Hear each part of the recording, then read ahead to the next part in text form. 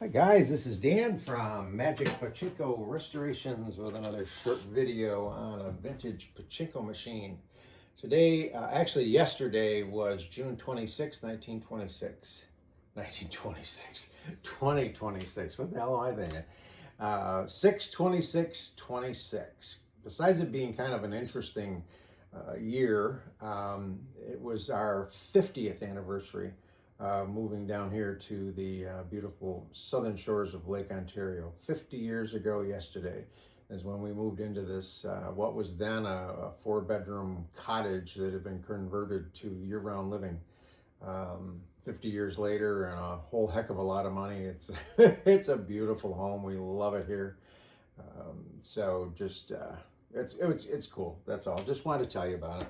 So this is a Maruhon 7172, I believe. Uh, this was a full restoration. The original play field wasn't available, so the customer chose this kind of fireworks almost looking play field. I do have my 4th of July hat on. So it came out very nice. I like the front of this with the aluminum. Pretty cool. I like this rather than just the chrome. It's a pretty good looking machine. One thing that I did want to mention, I had a customer ask if I could match the feet to the red mahogany. So I did get some red mahogany stain, and now I like it, so I'm going to do all of the feet now with the red mahogany stain rather than just the clear pine. Okay, so let me turn this around. This was an interesting machine to work on. It doesn't have any electronics, so there's no lights on it at all, no ball out system, anything like that. I'm not quite sure what caused this. My guess is extreme, probably dryness and heat. But this original plastic, as far as I can tell, was purple.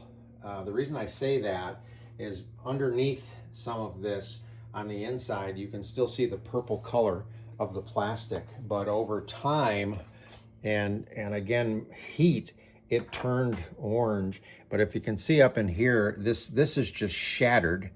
And if you take a look at this, this is the ball dump chute, and this was just in pieces in a plastic bag when it came to me. And actually it was just this portion of it. So I was able to hot glue it all back together and then create the rest of the chute just using some plexiglass.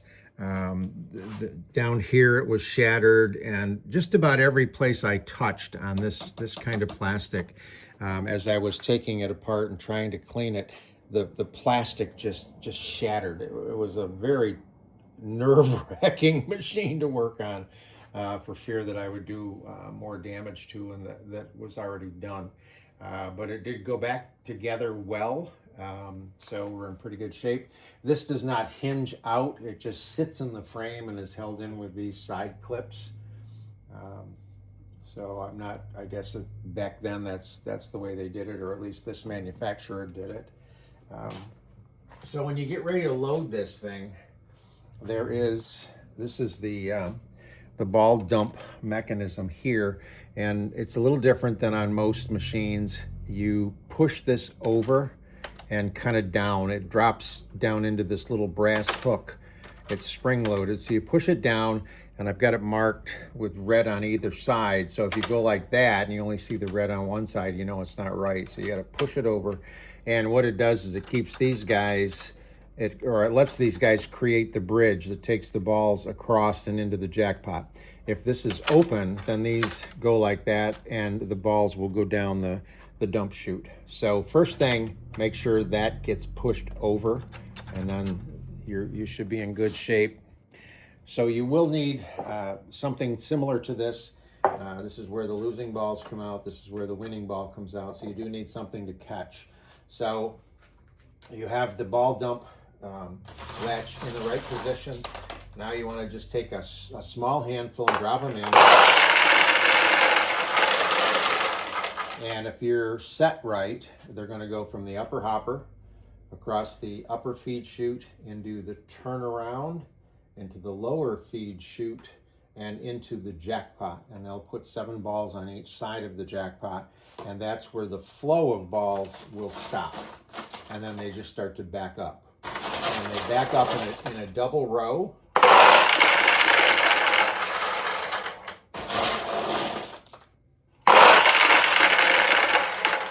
This is the start of the double row. Actually, the double row starts up here.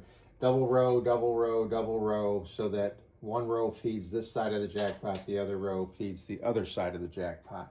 So if you have a machine that you're having trouble with, that's the first thing you want to check is the flow of the balls. Make sure that you have a double row feeding your jackpot. This is a maintenance piece here, this little red thing. If I push this over, it stops the balls in this area from continuing. So if they stop here, then you know this is in the way, and just kick it out of the way. I like to leave it there for authenticity. So we just keep loading up the upper hopper, and again, this machine does not have the ball out system in it. Doesn't have the ball out light or anything that stops the player from launching balls when the machine is low. So just be aware of that. The last thing you want to do to get the machine ready to play is in this chamber here is your seesaw. And the seesaw on this machine is made of brass, and you want it sitting this way rather than this way. So if the right end is not up, in other words, it's sitting this way, there's a little push rod underneath, and you simply push up on the push rod and it'll tip the seesaw up like that. It just says here, push here before you start to play. That's very important. Push this up. Make sure it's up, or you're gonna just get a whole bunch of balls jammed up in your machine. So right now the machine is ready to play. It's fully loaded. We've got the catch box. We've got the seesaw in the right spot. Get this turned around, get rid of the glare if we can. So you want the machine leaning back ever so slightly. Right now I don't have the little levelers on the front. I ran out of them, so I'm just gonna put these under here for temporarily. You want the machine to lean back just a little bit wherever you end up putting it. Have it lean back just a little bit, and then as the player, you just drop a bunch of balls in the upper feed tray, and you're going to start to launch the balls. There we go. So that dropped into a tulip, paid 14 balls. So I'm not a big fan of Maruhon's ball handling mechanism, but every once in a while you may have to just give it a little kick.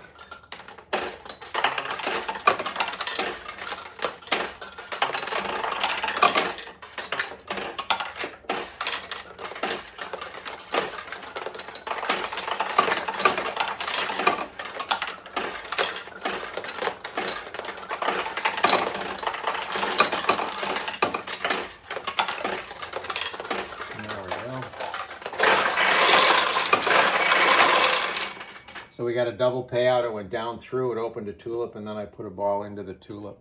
So that's the 1972 Maruhon, fully restored. Hope you like it.